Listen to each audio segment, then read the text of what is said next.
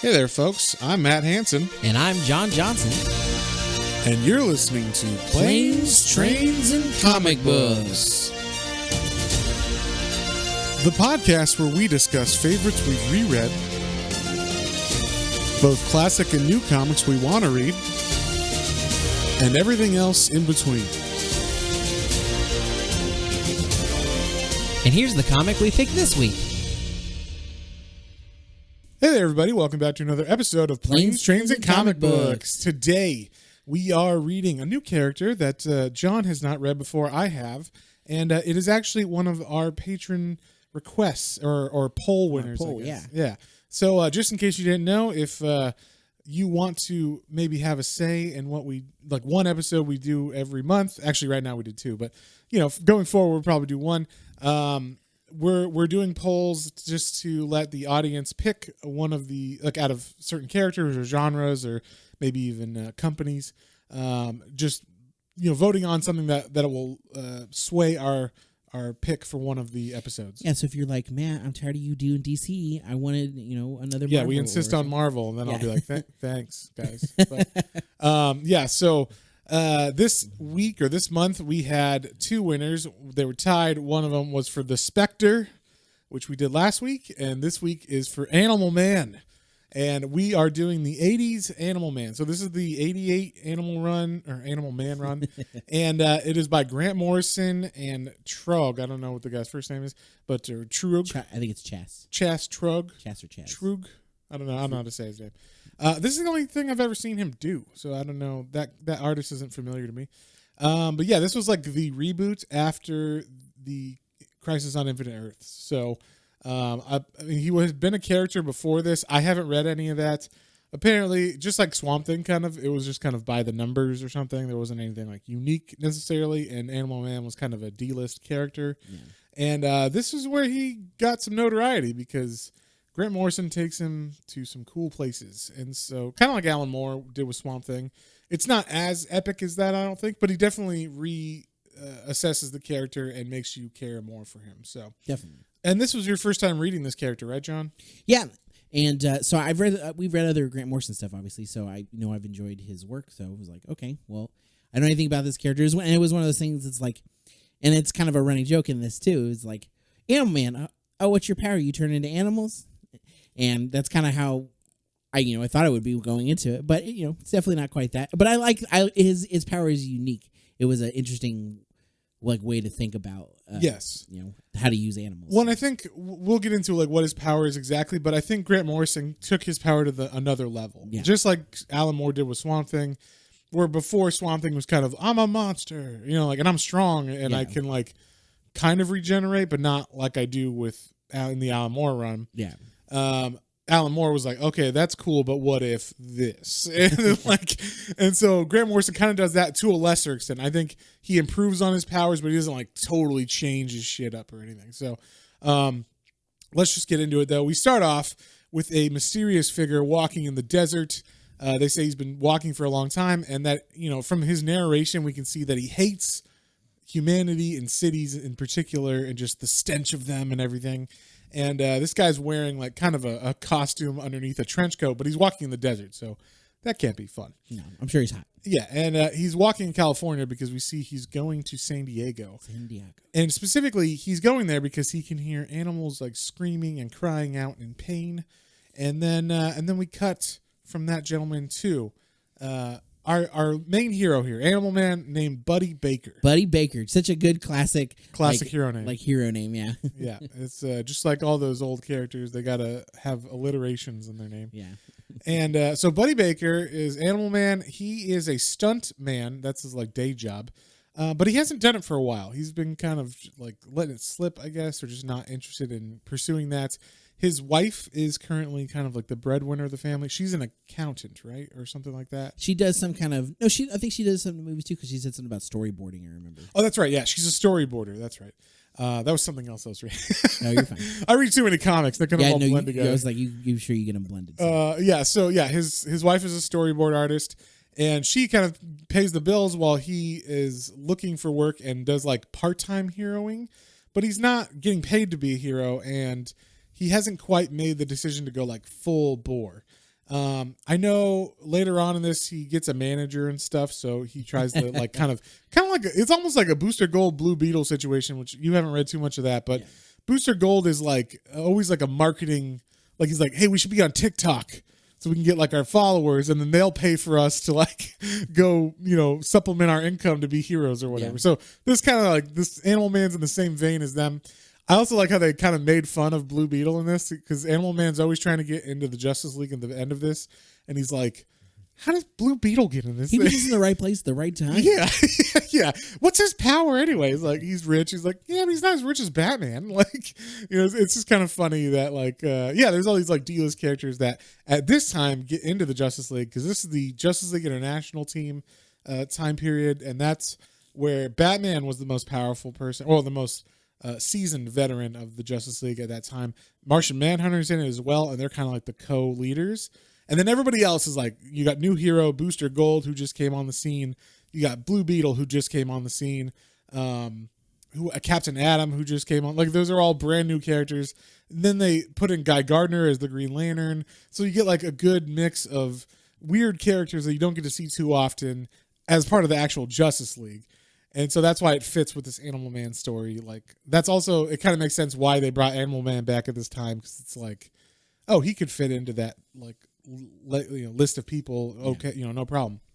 So we start off with Animal Man on this first page, and he is saving a cat from a tree for his neighbor, because his neighbor is too lazy to go up there and get it. And so we get to see a little bit of his power as he reaches for the kitten, and the kitten freaks out and jumps, and Buddy grabs him, but he also falls at the same time because the tree limb snaps, and he's able to absorb the cat's power, or the cat's like agility is what it is. Yeah. So his power is that he can absorb animals, not powers because there's the regular stuff, but their skills, or whatever, like their natural abilities. So as a cat, he gets the agility. He lands on his feet. Lands on his feet. So it's pretty cool. We get to see a little bit of that.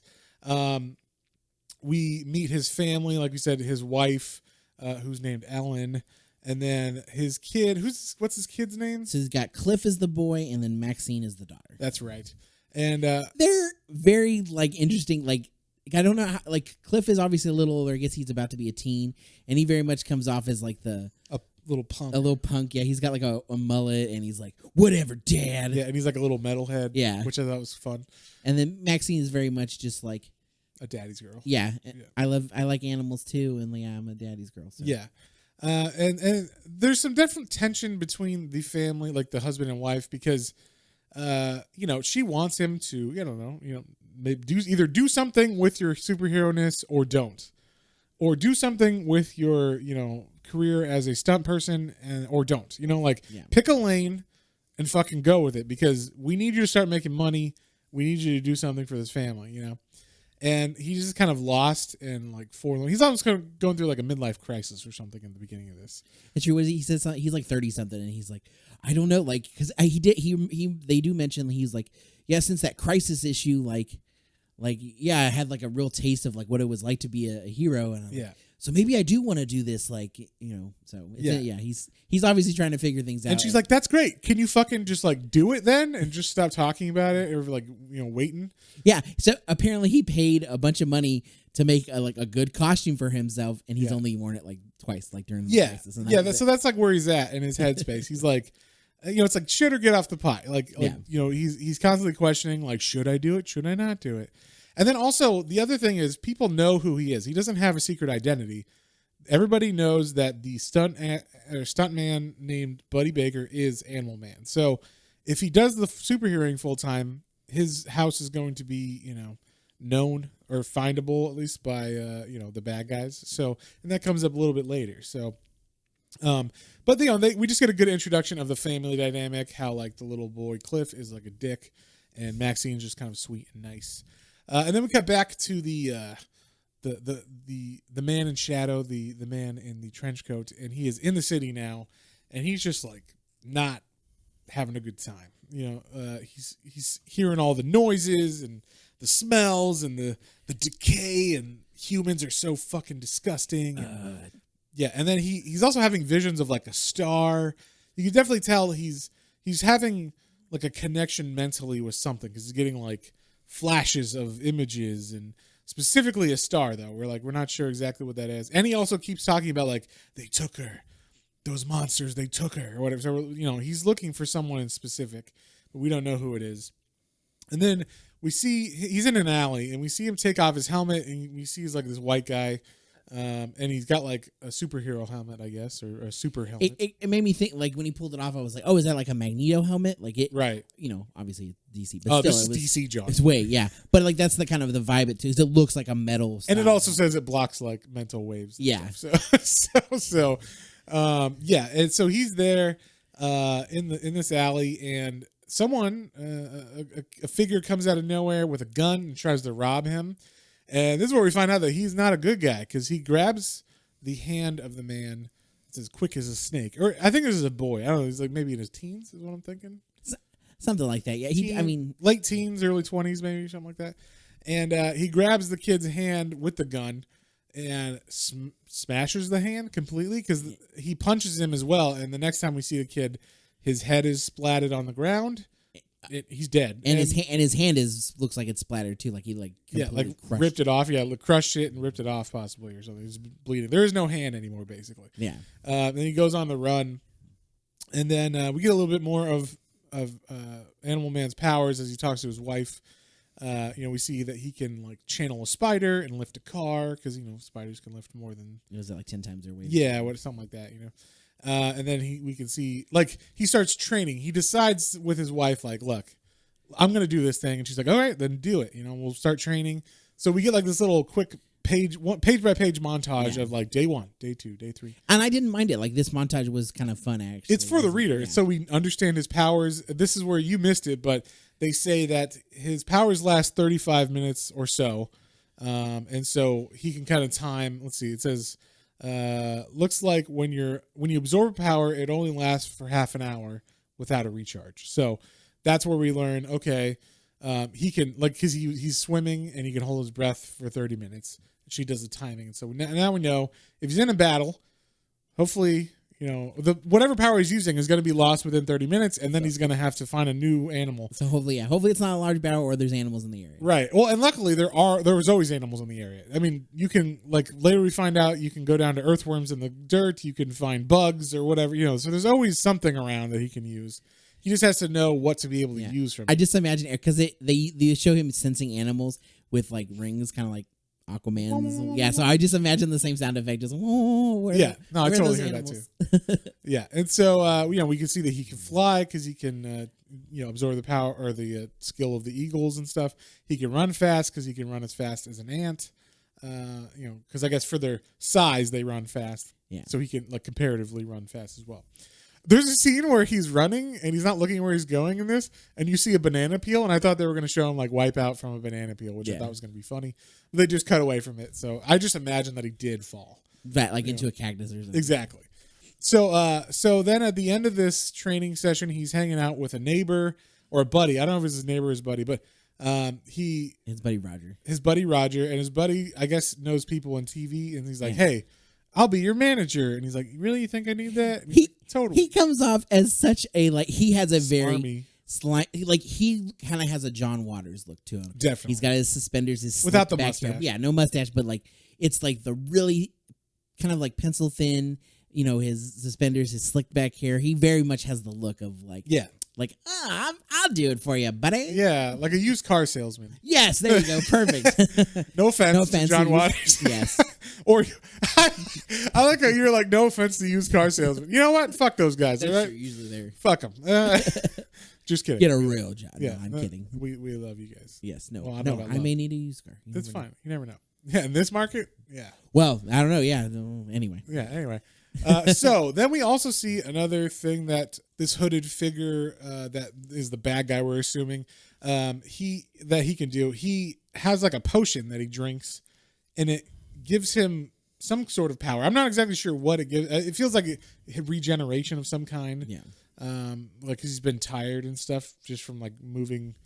Apparently we find out later he's come from Africa in like days. So we're assuming he just walked over, swam, and then yeah, like just kept walking. nonstop came over. So he's been using this elixir, we'll call it, that's been around his neck to kind of recharge. And then he's saying like it's getting louder and louder as I get closer. And we see that he's going towards a building that says Star Laboratories. So that is the star that he's been seeing in his visions, and he finally understands.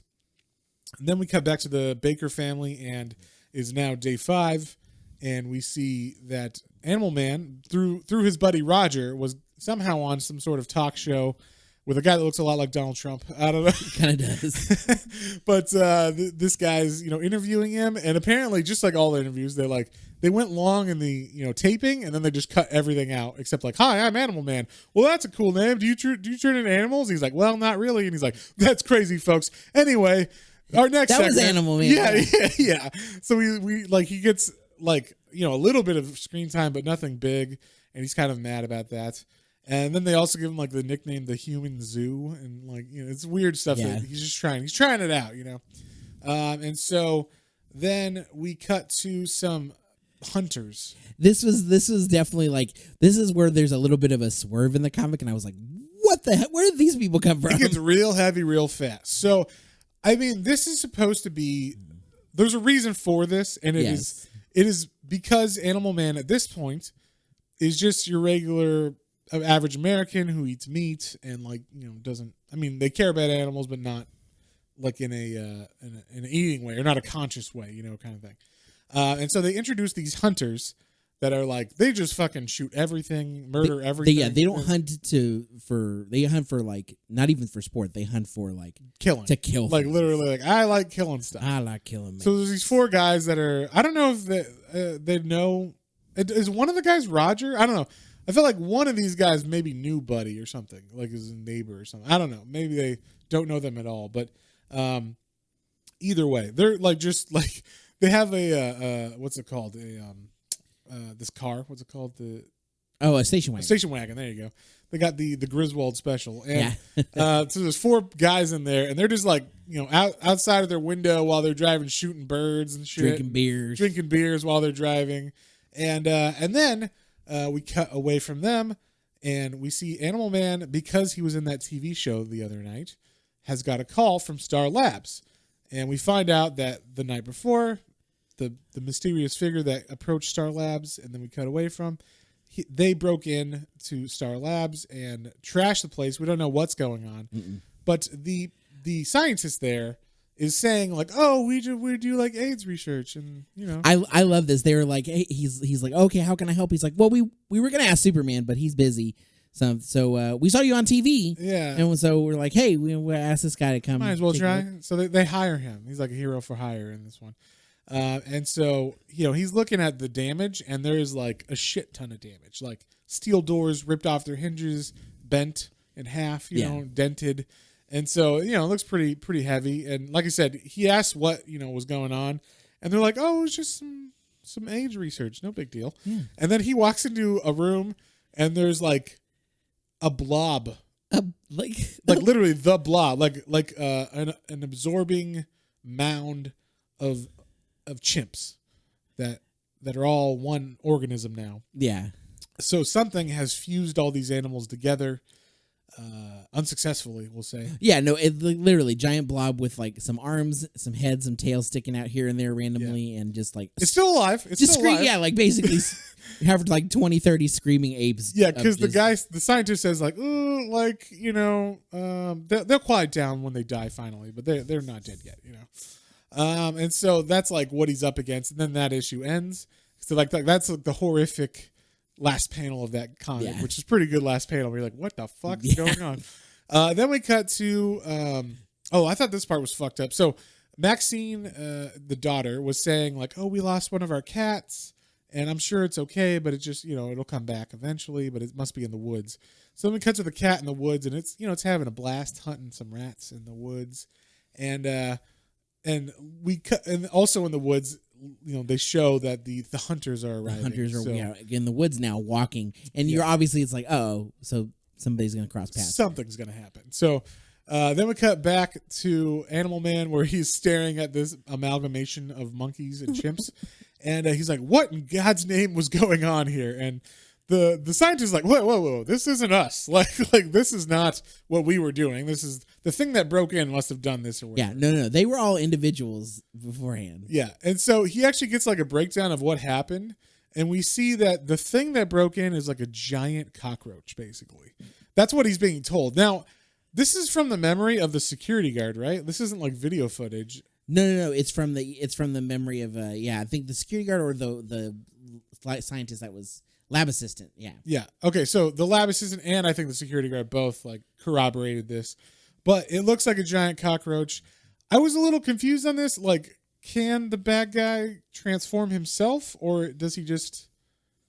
He does, right? Like he can he can do some stuff. He can do some transformative stuff, and then also he does some things with animals. Yeah. We'll talk about that when we get to it, but it definitely has to do with this amalgamation of chimps. Yes. So Animal Man is now on the trail of this guy. He's like, I just need a dog to like be able to like sniff him out, and they're like, okay, well, we got this dogs. Happens, yeah, we got dogs here. And I thought this was, this is all supposed to lead up to Buddy's transformation into like an animal person, because he's Animal Man. So it makes sense that he would eventually kind of end up being like an animal rights activist and also like a vegetarian or a vegan. And so he absorbs the dogs that they have, or the scent smelling ability from them. And he's like, hey, you might want to check out those dogs. They're really sick. And they're like, oh, are they? Because they're testing on the dogs.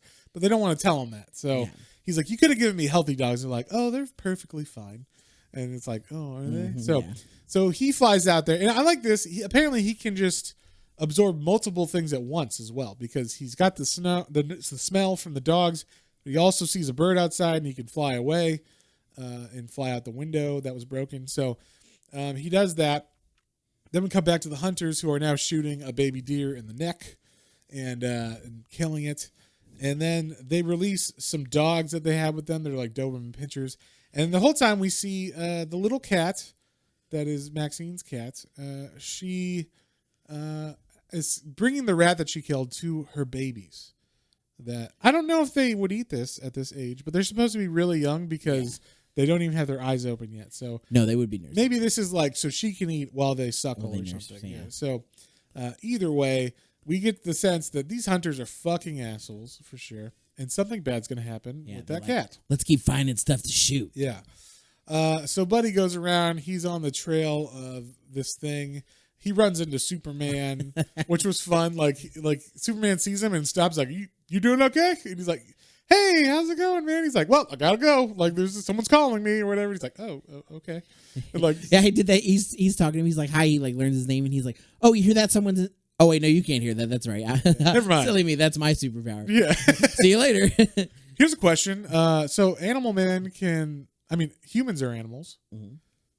And maybe Superman is an animal. Ooh. Could he absorb... Could he get 30 minutes of Superman's power? Yeah, that's pretty cool. That's a good idea. That's not in this, but, Maybe in the new 52. I am the new Alan Moore. I'm ready.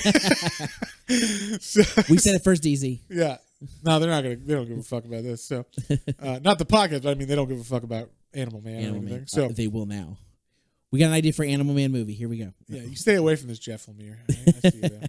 So yeah, like we said, he meets he meets Superman, and then we cut back to the bad guy who is, it's daytime now. He's on the run from everything that was going on, and he talks about like those beasts.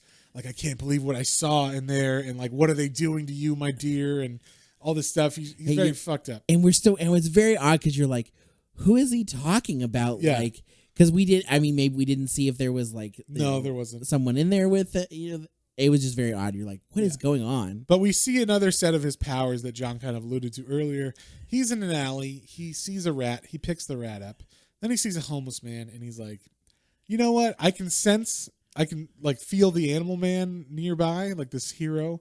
So like, I need something to fight him off because I don't want to deal with him. So he takes the rat and he shows us a power that he has, which is he can turn things and other things together. Like he can morph things together. Or he telepods them together, kind of like the fly when when the baboon meshes with the third telepod in the fly, and you see like circuitry or what. It's like that, but with like or like he could become this Red Fly basically. Like he takes the rat and the homeless man, and he like pushes the rat becomes like gooey in his hand, and then he like pushes it onto the homeless man's face as the guy freaks out. And then the next thing we see, Buddy Baker. I thought this was funny because it's the 80s. There are no cell phones. Buddy is always on a telephone, like a payphone, because he has to like check in with his manager and with other people and with Star Labs. So he's always like, got to stop, make a phone call, which I think is funny just in general. It's like seeing a superhero in a phone booth or whatever. Yeah. He doesn't have any of the fancy gadgetry that like the Justice League have. Like they all have telecoms that they can talk to each other through, basically. He's like, no, I got to find a payphone real fast. Yeah. So while he's in the payphone, he gets attacked by a gigantic rat. Obviously, this is the thing that our main bad guy made. And it's a human-sized rat. So yeah, very buff rat. It's a cool looking. It's a buff Splinter, basically. It is. Yes, that's perfect. Splinter on steroids. Yes, exactly. And so maybe a young Splinter. I don't know what he looked like when he was training or whatever. Then we cut to Maxine and Ellen, the mom, and they're going out for a fun walk in the woods.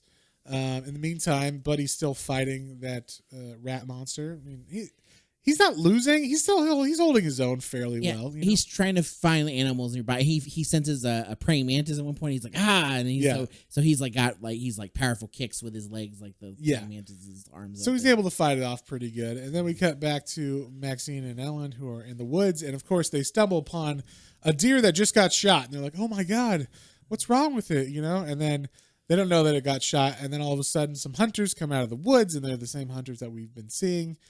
Then we cut back. And they're like, "Hey, what are y'all doing here?" Yeah, getting all and then creepy. It cuts away. Yes, they build up tension by like the fight scene and then what's going on with the wife and Maxine. And so we see Animal Man is like we said, holding his own against the rat. They're getting some pretty good shots in on each other, but the rat, he's got claws and shit. So while Buddy can punch with his fists, the rat like scratches at him, and we see like a quick scratch, and it's from the back. So I think, oh, did he scratch his chest or something? Then we cut to Buddy, who is now missing an arm. Yeah, like the rat literally tore his right arm off, and he like falls down and he begins to bleed out in the alley.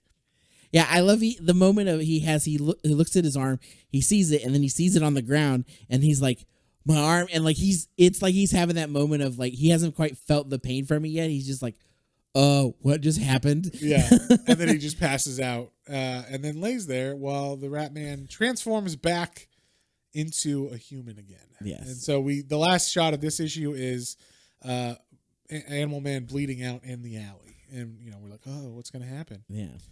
So then we start off with a flashback of what our villain saw.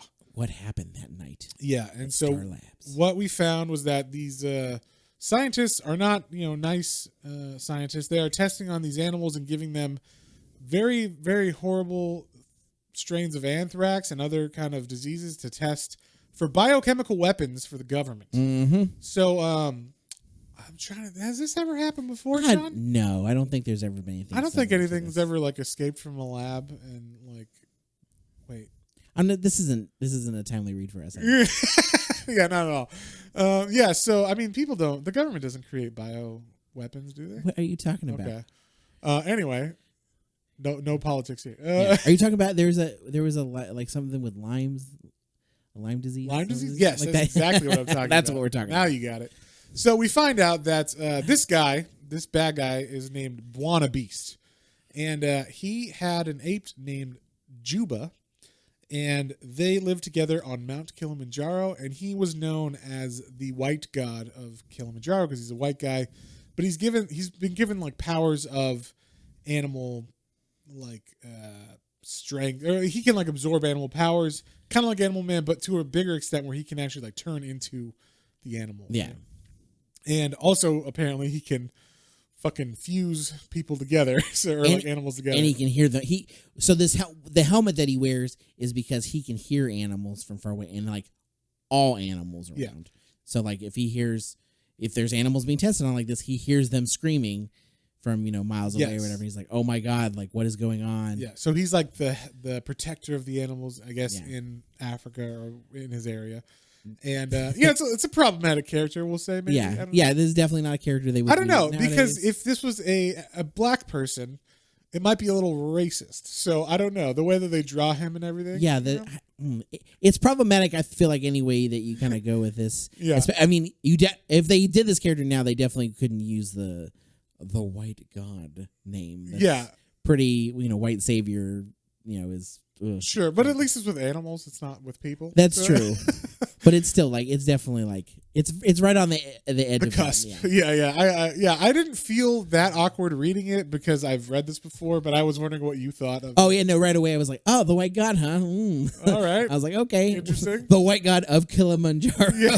Yeah. I was like, okay, but again, yeah, like you said, like it's weird. It was weird because it also feels like he has a connection with Juba, the ape, and it feels So I kind of was talking to you about this. He is more ape than man, or animal than man, and Juba the ape is more human than ape. yeah, Like they're both kind of like have god-esque. they're like missing links, Yeah. kind of thing together, and they both live on this mountain together. And Yeah. like they were, I mean, I'm not going to assume what they were doing, but No, they don't explicitly say, they it, at but least it does have seem, a relationship where he was willing to kill for her. yeah, and like there's like tears in her eyes when she sees him. Yeah, as and they she's, can like, telepathically talk to Yeah. each other. So as she's like suffering in pain from that I will say they really make you feel for the animals in this too, because they show they're just dumping these dead monkeys and chimps in garbage bags and throwing them away. And stuff. and the other apes that are still happen to be alive, they show them with like sores and just like growth on their body. It's horrible. Yes, But I mean, like, it's horrible in the sense like they're making you feel like, oh my gosh, like I know why this guy is doing this. yeah, It's yeah. I horrible. mean, that's one thing about this. They give this guy, while they acknowledge that he's bad and shouldn't be, amalgamating homeless people with rats and shit, or like just killing people in general. Yeah. They do give you, they give him like a sympathetic story where he's like, I was in Africa minding my business, kind of helping the people of Africa out and the animals of Africa out.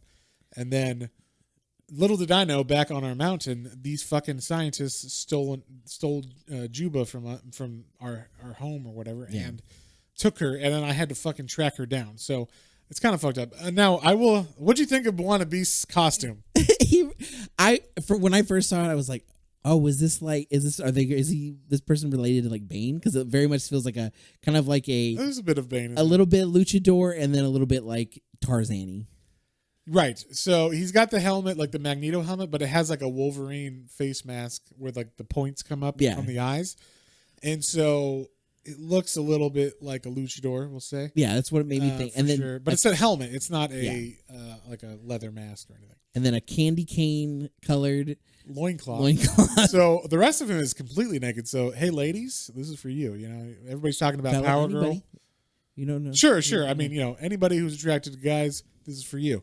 And he you talk about Power Girl having a boob window or whatever. Like this guy's got everything window. Pretty much, yeah. So that loincloth is just strategically it's bulging. placed. There's ripples in it. I'm just saying. Yes.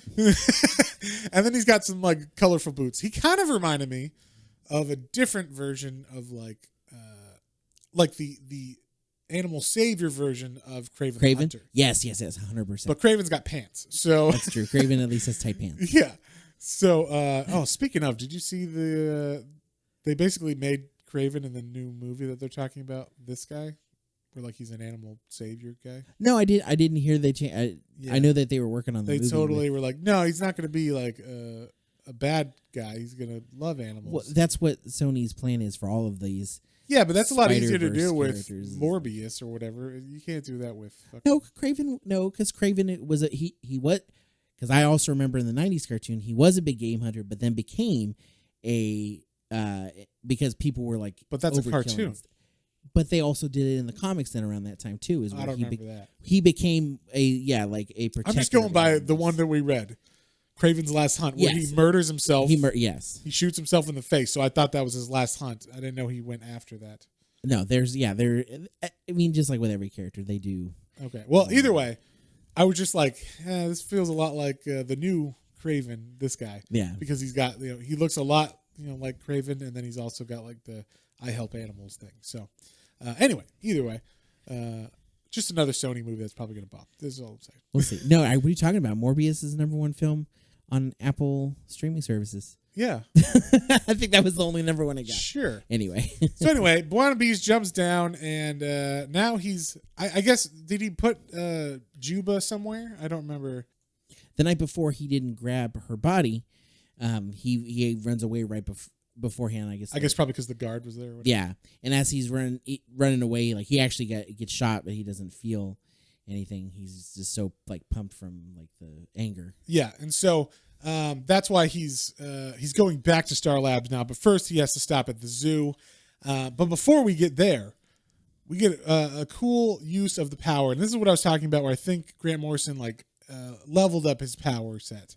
He didn't change it or like change the way you see it completely, but so last we saw Animal Man is sitting in an alley with his arm having been ripped off by a rat creature, and he's going through his mind as he's about to die because he's bleeding out, and he's like maybe I can reach out to some animal that has like healing or something, and like a gecko or whatever, they can lose a tail and grow back or whatever.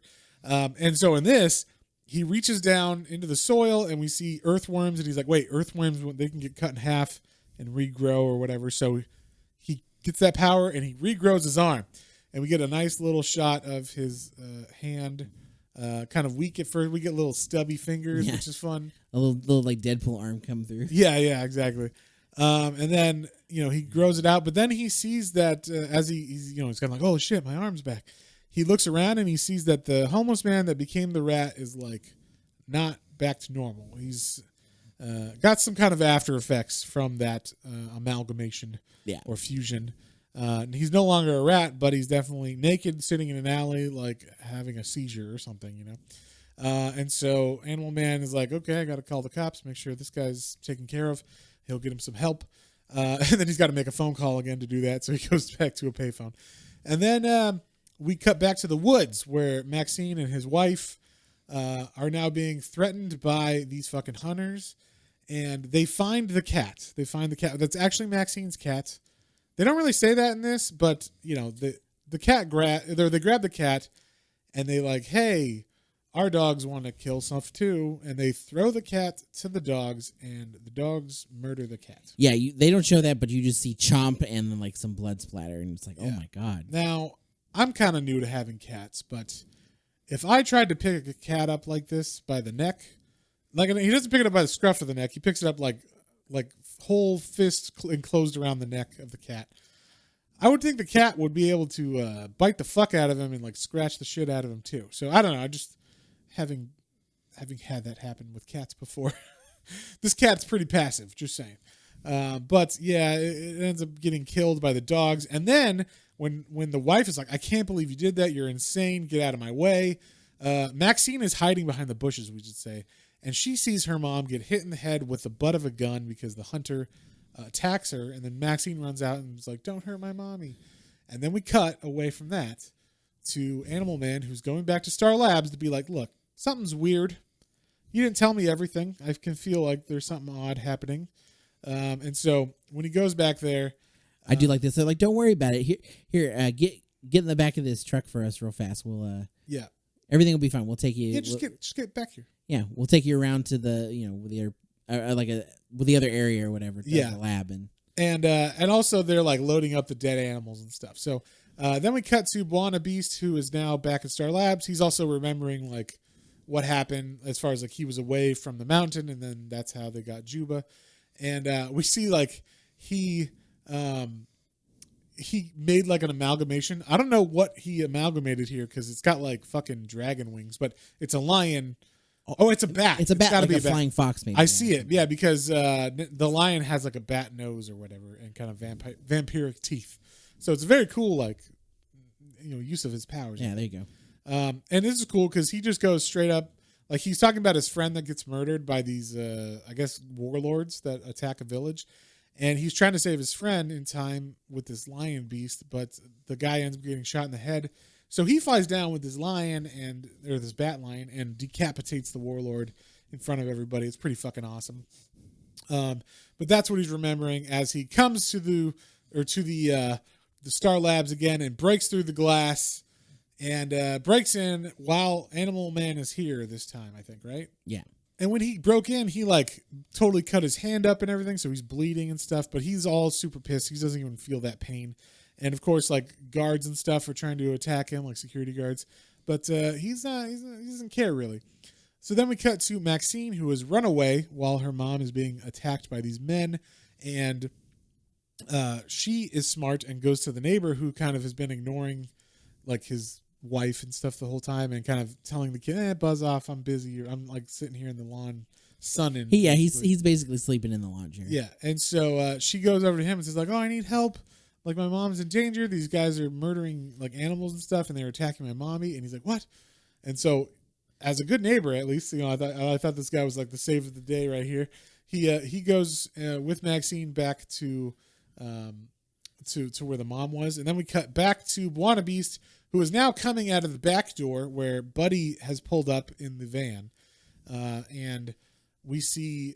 I guess it's a trash can fly through the door in order to break it open. And Buona Beast has an ape over his shoulder, which is Juba, and he's running out, and he runs right past Animal Man.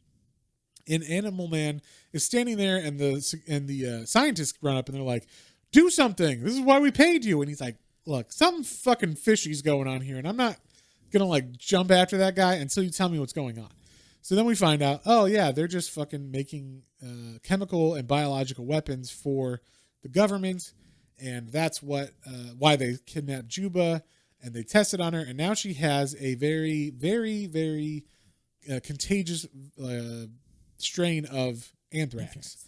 And so no one knows that except these guys. So they're not supposed to know. No one's supposed to know that, and it's kind of under the books. So yeah, and they're like, oh, great, and now she's like leaving. I mean, she's dying, but she's Buona Beast is just running through public areas. Yeah. So contagious, spreading through the area.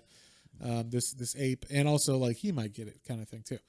So the scientist tells Animal Man that, and Animal Man's like, oh, fine, I guess I'll stop it or whatever. So then we cut back to Ellen, who is now trapped by these hunters. And this is what you were talking about mainly, John, right? Like, no, yeah, like then this is where like it super takes a hard. I mean, it was already amping up to like 10. It goes to 11 here, we'll say. Yeah, the guy's like, oh, this is the end of the line for you, honey, and she's like, and the one guy is like, there is one of the other guys is like, I think you're going a little far. Yeah, but he's not jumping in or anything. No. He's just like, hey, man, maybe we shouldn't do this. But while the guy's taking off his belt and he's about to rape Ellen. Yeah, he takes off his belt and starts pulling down his pants. Yeah. But luckily, the neighbor comes in clutch, and he brought a gun with him, which is nice. So he pulls it on the hunter who's about to rape Ellen, and then that hunter's like, I bet you won't do it, you old man. And he's kind of taunting him and stuff. But the guy who was, I guess, saying, man, I don't think we should do this, actually, as the rapist pulls his gun up to shoot at the neighbor, this friend of the hunter/rapist shoots him with his own gun, and it blows his, and it shows it on the page. It blows his head off. Now, the only reason they're allowed to do this, I think, because this is normal DC. This is not Vertigo yet, so this is pretty hardcore. But it's all one color. It's all pink. They like make his body pink as he gets shot. So there's no actual like differentiation between blood and brain and all that stuff. Yeah, so you're just like, oh, that could be anything. Yeah, totally. I mean, his hair's flying off. Yeah.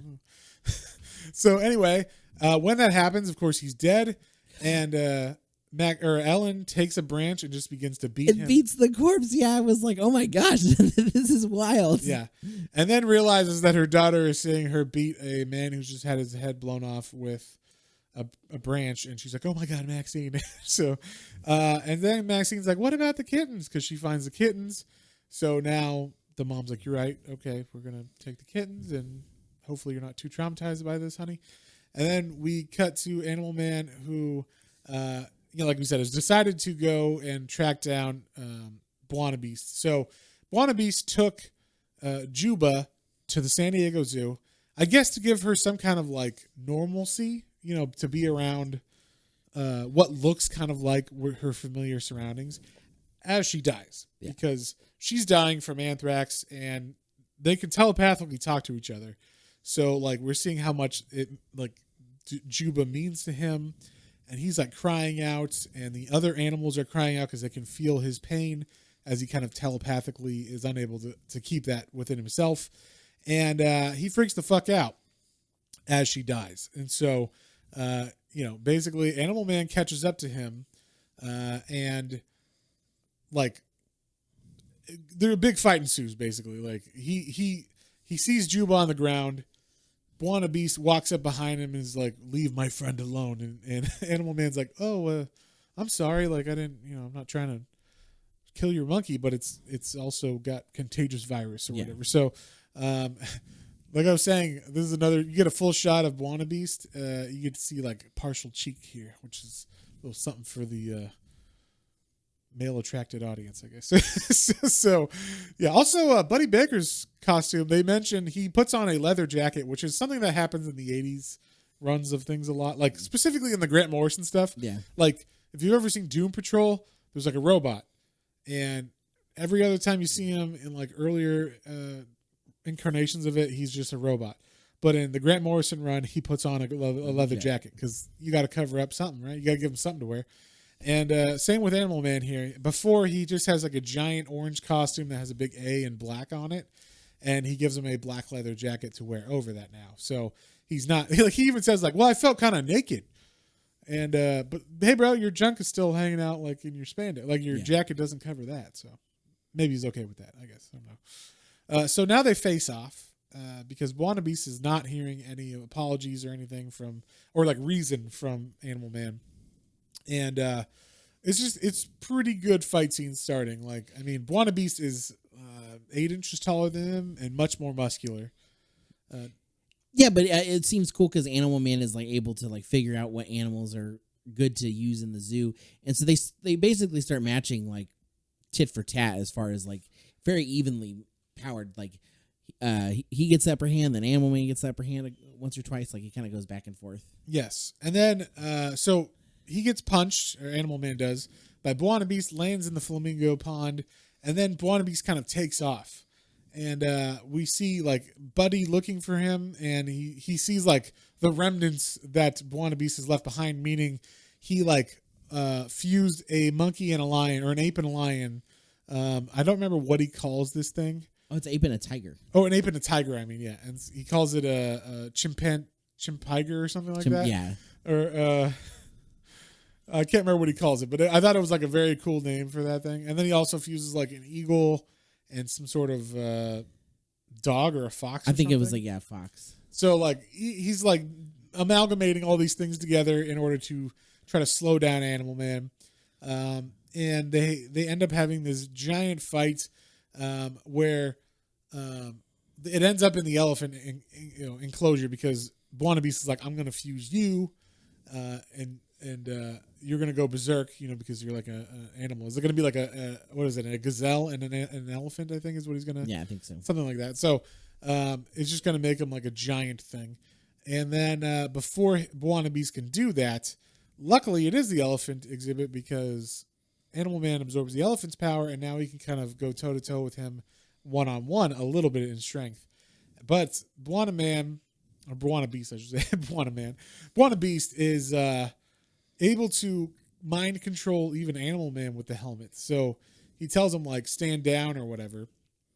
And as like Animal Man is just kind of standing there and they're deadlocked because Animal Man actually is able to fight back with his mind because he can control animals too. So like there's a stalemate going on. It's basically like scanners where they're staring into each other's brains and both of them are kind of having a hard time controlling the other. But unfortunately, or I guess fortunately for Animal Man, the anthrax also caught Buona Beast. Yes. So as he's fighting, all of a sudden he collapses because he's bleeding internally from the anthrax, and he begins to vomit blood.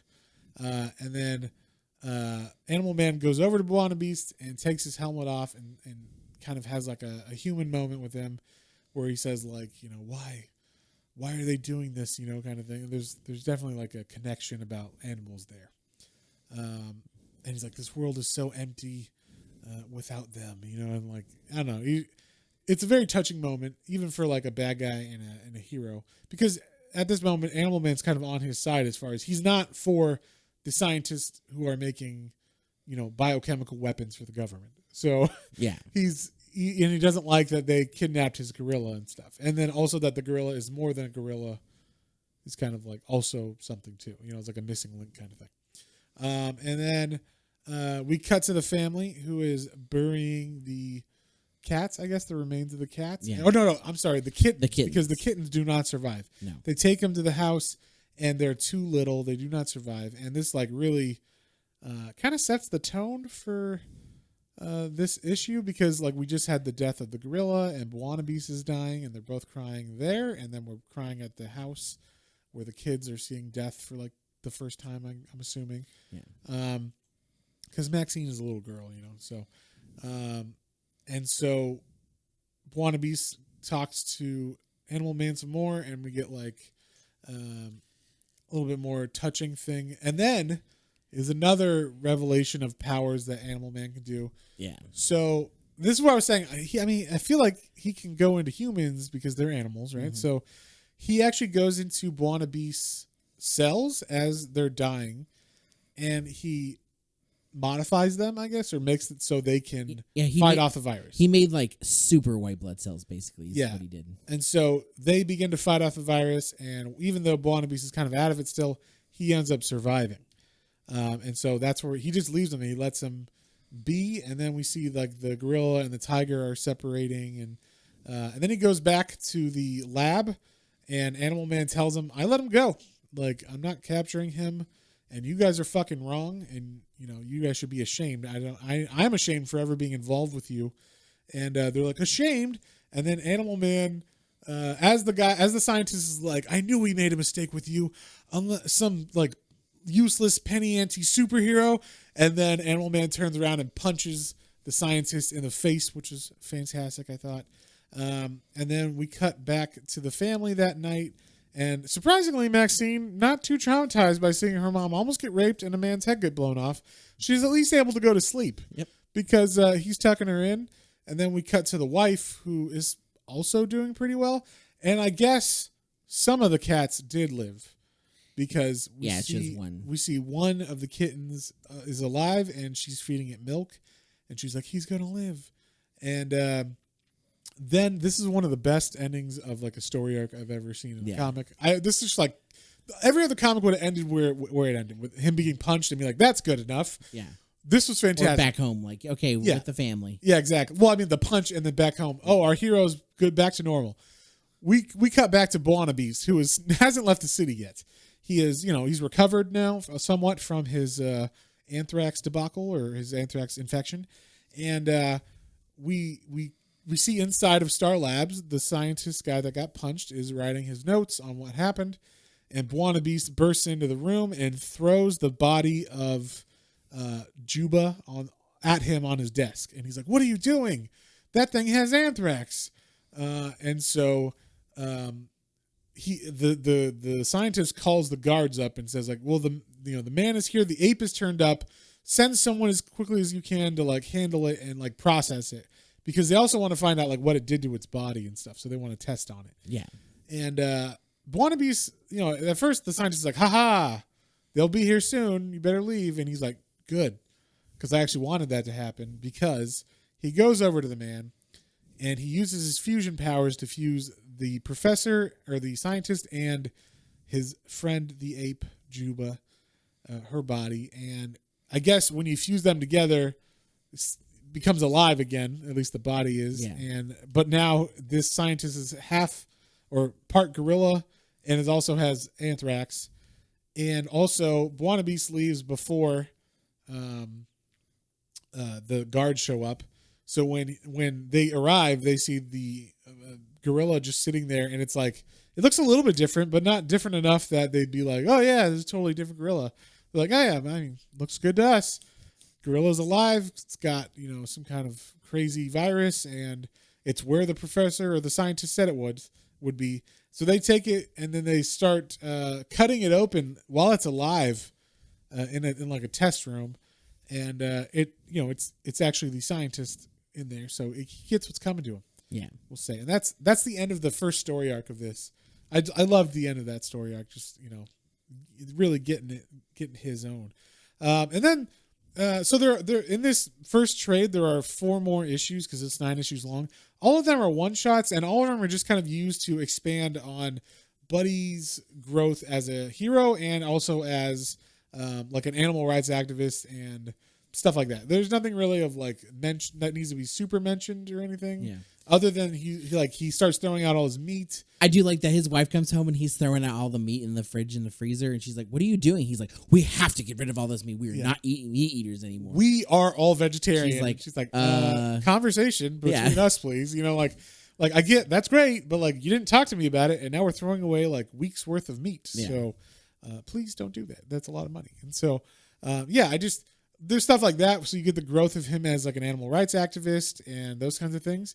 And then also, we get introduced to the Justice League because he finally applies and they call him back because now it's a JLI, so they're kind of open to more D-list heroes or whatever. And they saw him on the news and stuff, so they're like, oh, obviously he's doing stuff.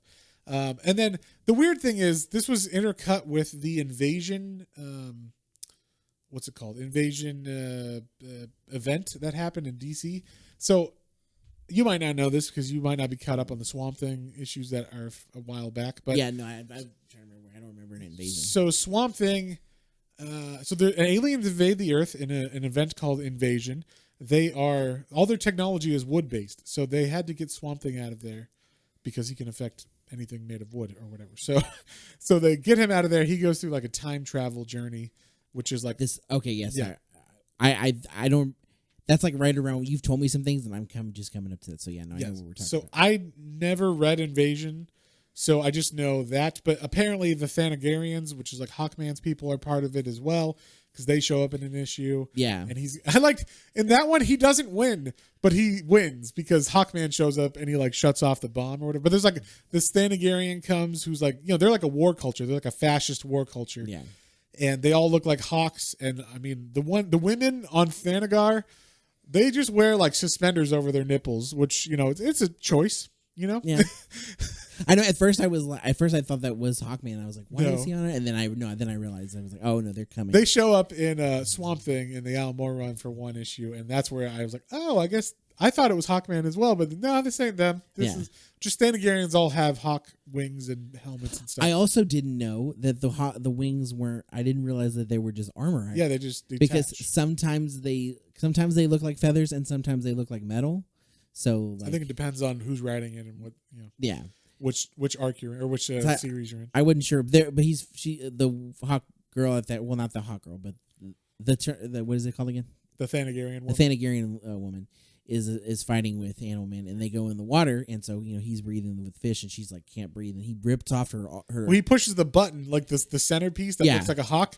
He pushes that, and it's like a buckle, and it releases her wings, and then she can't swim or whatever, so she dies underwater. I know. I just was like, I was like, I had no idea that's how that worked. That's crazy. Yeah, and those are also like the suspender part, like the straps that are buckled are what are covering her nipples. So, they're free people. They were bubbles. They were cleverly. They've freed the nipple. Wow. So, it's bird person's people. It is bird person's people. So that was a cool issue because Buddy Baker fights a Thanagarian, and he is not up to fighting a Thanagarian. Like those are war culture, like a war race. But think of like Spartans basically, and he's just a fucking guy that can absorb worm powers and shit. So like he's about to die, and then luckily Hawkman shows up and does that. So the only other thing of note is there's one issue right after this one, and this is like an award-winning issue. It's the one with the coyote. Oh yeah, it was very much like Looney Tunes-esque. Yeah, so what happens in that one, just to mention, this is the one where he's getting really into being a vegetarian and he's throwing out all the meat. So there's a side story going on that doesn't have anything to do with Animal Man, really. It's just this coyote constantly keeps like being killed and run over by cars and stuff. But he looks weird. He's walking on 2 feet.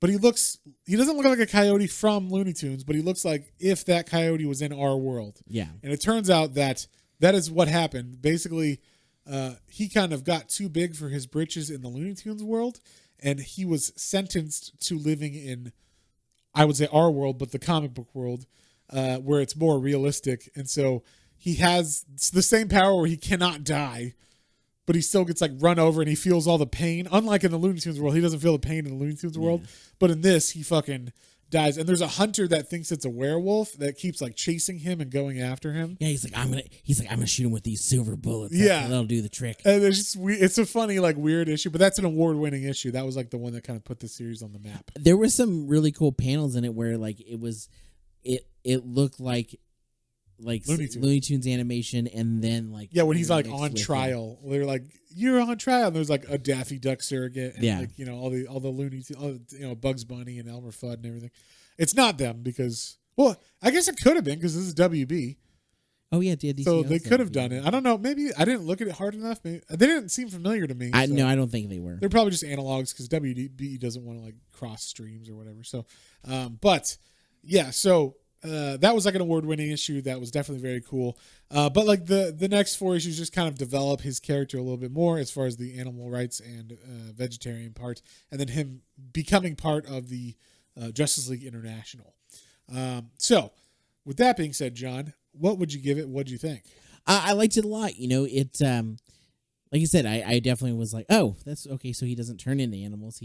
But the way it was unique. I was like, that's a cool idea of how to pull it. Like, the animals that are nearby, he is able to sense them, and then that power translates to whatever that would be for a human. But like, so like, yeah, if an ant or a spider lifts 10 times its weight, well, now he can lift like 10 times like the strongest human weight or whatever. Kind of like Captain America, kind of, or more powerful, I would say. Yeah. The flying, the arm was great. He gets his arm ripped off, and he's like, well, that's great because it leaves it like a cliffhanger, and you're like, how the fuck is he going to come back from this? He's like bleeding out. Like the way they show it, there's just a giant pool of blood coming out of his stump. So, yeah. And they talk a little bit about like later on too. He's talking about different animals. He's like, like if there was like such and such, I could do this, and so it's fun. Like it's a neat idea, and like it definitely was like I would love to read more, and like especially like if I could find out issues where it was like a really unique way that he used an animal power or something like that. Sounds like it would be really fun to get into. So he's definitely a cool, unique character. Like I said, I would read more, and it was a lot of fun. I was never bored. It was definitely interesting. It had like some normal tropes, but like I never felt like oh, like when is this gonna get going? Like I was like this is generic. No. It was I was enjoying it the whole time. So so it was really good. I would probably give this. I'd probably say a 7. Yeah, it's solid. Yeah, as like a first trade, especially the first little arc that we read or went through on here, like that. That's a really good like introduction to the new hero, the new version of him and stuff. And the art is great too. I should say we didn't. Yeah, it's like I said, I never heard this artist before, other than this series. Yeah. So, but all the art is solid. With digital, it's hard to say if like maybe some of the colors weren't like adjusted. I think it's pretty much what it always is because it didn't look jarring to me. So there wasn't really too. Maybe every once in a while I was like, as far as like a color choice. But for the most part, it felt normal. And but the covers were also all the covers were very cool. Oh yeah, the covers are great. In this, so I'm gonna give this one a 7 as well. I think this is a good introduction to the hero. You get like a sense of his powers and what he can do, and it like is the revamp. So he's cooler than he had been before. So it's a good instead of going back to like the earlier Animal Man where it might not be as fun because it's like more formulaic or more generic. This is like him putting on his leather jacket. You know what I'm saying? Yeah. So and Grant Morrison really goes above and beyond like expanding his powers. And also I will say like there's a lot of talk about politics in comics and stuff. This is one of the characters that I think, and same with Swamp Thing, it makes sense that they're political. Like when Animal Man becomes an animal rights activist later on, it's like, well, yeah, because he's Animal Man. He like feels kind of like wannabes. He gets more empathetic to animals. He can feel their pain and stuff more. Yeah. He starts becoming more one with them. And so it makes a lot of sense and it fits the character and the story. So I think that's the main thing. Like when Swamp Thing becomes an eco-terrorist or, fights pollution and shit. Well, yeah, he's an elemental of the earth. Yeah. So it makes sense. And yeah, if the writer is one of those things, like if that writer is for, I mean, I don't know who isn't anti-pollution, but like, like if the writer is like really All the really Captain Planet bad guy. yeah, exactly. If the writer is really really save the planet kind of person, it fits. And it doesn't seem like super preachy because it fits the storyline. As long as the story is good and it fits, then it's all good. Same with here. At this time, Grant Morrison was becoming a vegan, and so he was really passionate about that when he took this over for this comic over. So it fits a lot, like the character and the storyline makes sense. Oh, yeah. And I feel like that's like the perfect like meshing of a writer's politics with a character. It's not like he did that to Superman or something. You know what I mean? Like, Yeah.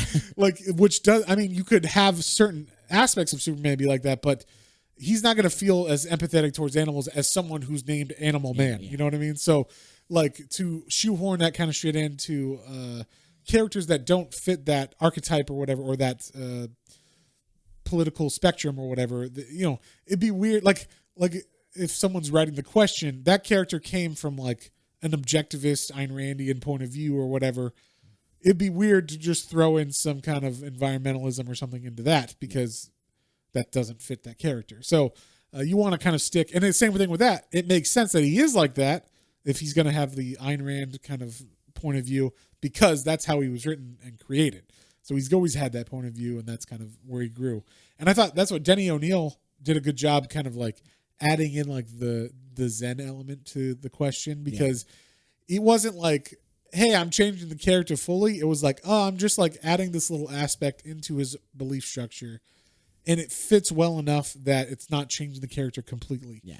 And I think that's like the best you could hope for when someone's going to interject politics or whatever in. But this is actually like the next step of the best you could hope for, because the character's literal power set fits, your politics. So I just wanted to say that, because later on it does get more political, but it makes more sense because of Animal Man. I want to know when Aquaman is giving up eating seafood. He doesn't. I mean, Yeah, he's like a shark. They eat fish. I guess. I don't know. I just don't. They're fish who eat fish. He needs to be eating kelp and krill, and that's about it. Yeah, that's it. So with that being said, John, what are we reading next week? Next week we're reading in celebration, I would say, of the new Thor movie coming out. Or anticipation. Anticipation. Yeah, it's true. We don't know if it's going to be good. I have a good feeling. I liked Ragnarok. John's already made up his mind. It's going to be good. I liked Ragnarok. I like Taika Waititi a lot. So I'm definitely Why don't you marry him? I mean, I honestly don't even think my wife would complain, because she loves him too. I mean, he's I like him a lot. He's awesome. Anyway, but we are excited for it, and especially on the channel, I'm definitely more of the Marvel. Well, not just Marvel, but I was going to MCU? say like the actual like physical media content as well for. Oh yeah, like other medias besides Yeah. comics. Okay. Yeah, I bring a little bit of that too. So like I get hyped, and yeah, if you didn't see my trailer reaction for it, but so in anticipation for that, we're going to read the Goddess Thor. Yes. Thor, Goddess of Thunder. Thor, Goddess of Thunder. Pardon me, Volume I put 1. it backwards. My bad. And that I've is- never read this one, so I've never read it either. It is the storyline, the official storyline, because this was like a what if that they did a long time ago in the 70s. But the idea of Jane Foster becoming Thor, that was a what if from the 70s. They turned it into an actual part of the storyline of Thor from 2014 and 15 called, it's volume 1, Thor, Goddess of Thunder is what it's called. So, and that is Jane Foster, Thor's first appearance, I guess. So, first appearance that was in the main continuity and not a what if. So yeah, we're gonna read that, and that should be cool. Before the movie comes out, we'll get a little backstory on that character. Yeah, we'll be able to compare and see what goes on. Because like I do know a little bit about this comic, so I will be interested to see, what is pulled and what connects. And Yeah, but I'm excited to read the actual comic because I've heard good things about it. So yeah, I heard good things about this too. I mean, there's of course controversy because I don't know. I tend to not judge things before I read them. Just like Miss Marvel. yeah, I enjoyed Miss Marvel while other people rail against it just because they don't like the character or whatever, or they don't like new Marvel stuff.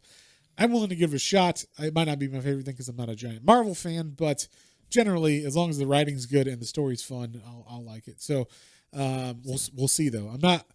Jason Aaron currently isn't my favorite writer, although he did a good job with some Conan stuff. And then I like his older stuff like Scalped and whatnot. So I know he is a good writer. Just I've read some of his Marvel stuff recently and didn't care for it too much. So we'll see how this one is, because it's a while ago, you know. But yeah, anyway, like we said at the beginning, this was a patron poll, winner. So if you would like to be voting on that, you can become a patron at patreon.com/Planes, Trains, and Comic Books, all one word. And if you do that, there's a couple different tiers. One of them is just the blue and gold tier, where that allows you to vote, and that is $2 a month. And right now, we also have a $2 a month tier for a limited time. It's got a certain amount of spaces for the Hellblazer Matt's Minis podcast. So if you know, I do a Swamp Thing Matt's Minis every week, and that is me going through every issue of Swamp Thing. We are currently on issue 95 of Volume 2. So we've gone over 100 issues of Swamp Thing so far.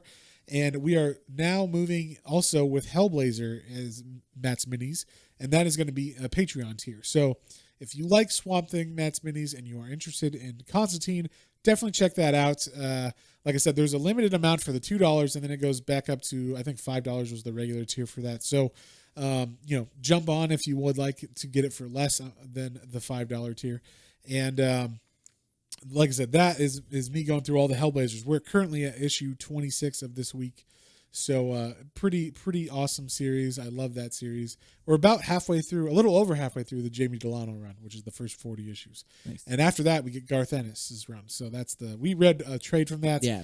Fucking gold. It's fucking awesome. So if you like fucked up 80s stuff, just like this got really heavy. Hellblazer's coming out at the same time. But Hellblazer's like definitely Hellblazer's the next level. Yeah. So for sure it's mature audiences. But if you like that and you want to find out more about Hellblazer, check that out. Yep. Once again at patreon.com/Planes, Trains, and Comic Books, all one word. And a shout out to our patrons. Thank you, Otaku Mike and Hoku. Big thank you to you guys for all your support.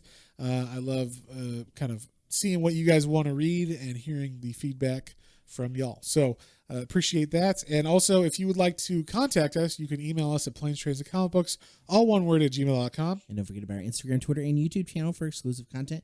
Let us know what you're liking, share, and subscribe. And with that, we'll see you on the next one. On the next one.